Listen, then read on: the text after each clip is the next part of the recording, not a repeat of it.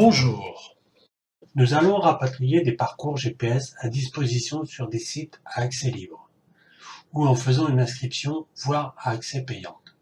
Attention, certains sites fournissent seulement la carte d'un parcours. Le fichier XL des balades est disponible sur le site Aquatic Moto Club. Je choisis un des sites.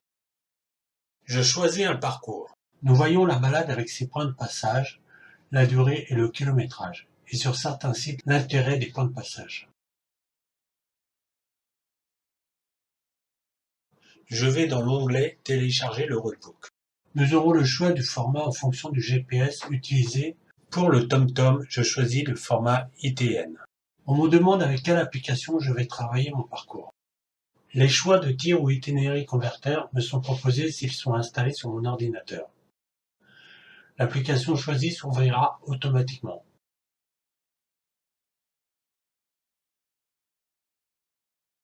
Nous voyons le temps, le kilométrage ainsi que les points de passage. J'enregistre mon fichier sous un autre nom, toujours au format ITN afin de garder l'original sans modification apportée. Nous allons voir que si nous voulons charger la balade au format GPX pour Garmin, le fichier n'est pas reconnu sur mon PC. Il suffira alors simplement de l'importer au format ITN et de l'enregistrer au format GPX Exchange.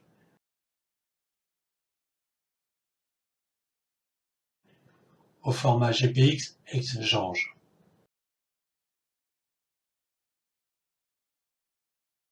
Pour vérification, si je vais dans le fichier TomTom,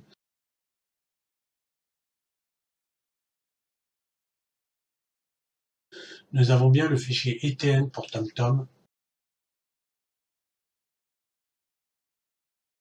et le format GPX Exchange pour le Garmin. Nous nous apercevons que l'arrivée et le départ se trouvent au même endroit.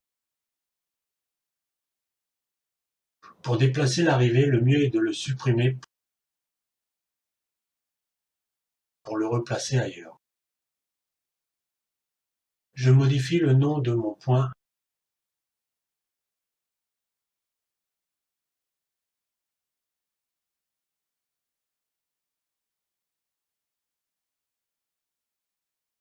ainsi que l'autre en départ.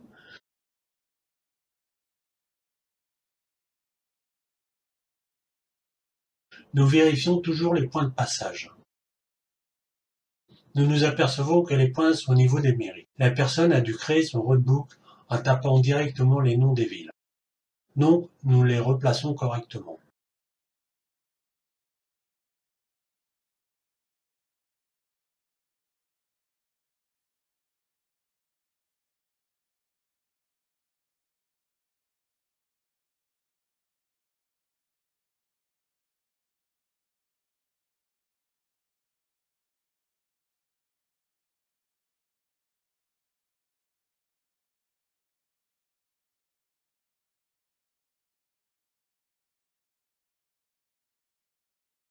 J'enregistre le circuit au format ITN sous un nouveau nom.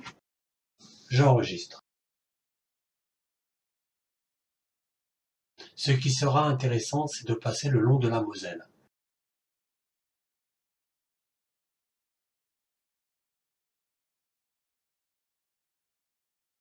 Par un clic gauche, je tire le trajet sur la route désirée et je lâche la souris.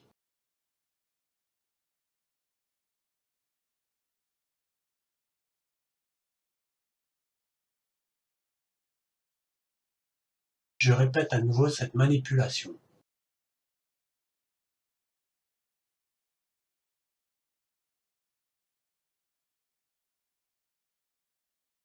Je vérifie mes deux nouveaux points. Je constate que mon premier point est placé sur une route à voies séparées. Mon point étant placé sur la voie de gauche, donc je passe une première fois sur la voie de droite, je fais demi-tour au premier rond-point pour enfin passer sur mon point de passage et refaire demi-tour au second rond-point.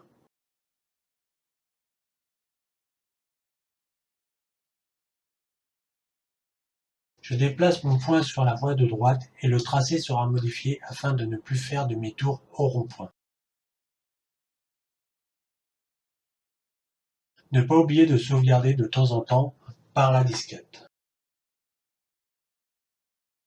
Ma balade est finie, mais j'aimerais inverser mon parcours pour que l'arrivée soit mon départ. Pour cela, on ira jusqu'à l'icône demi-tour, je dis oui. Notre tracé a eu des modifications. Il faudra tout simplement déplacer ou rajouter un nouveau point pour forcer le tracé. Nous constatons que l'arrivée est en haut, il faudra juste modifier les noms, et le départ est en bas.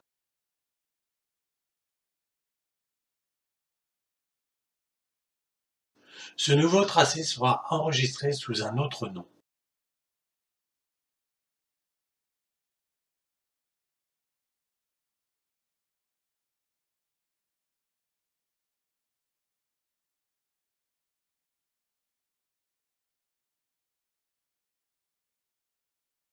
Si maintenant je veux ouvrir le fichier précédent,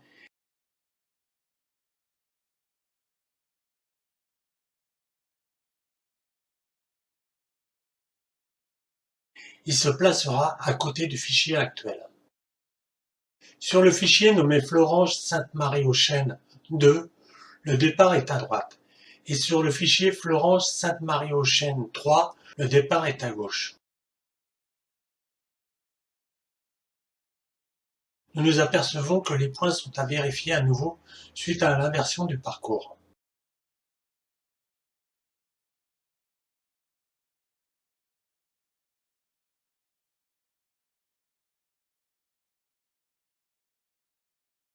Nous retrouvons à nouveau la séparation au niveau d'un rond-point, et la modification apportée est comme la précédente. Il faut savoir que si nous faisons une inversion du parcours alors que notre tracé prendra une partie de national ou d'autoroute, nous devrons toujours remodifier notre parcours et éviter de placer les points au niveau de ronds-points, intersections et centre-ville.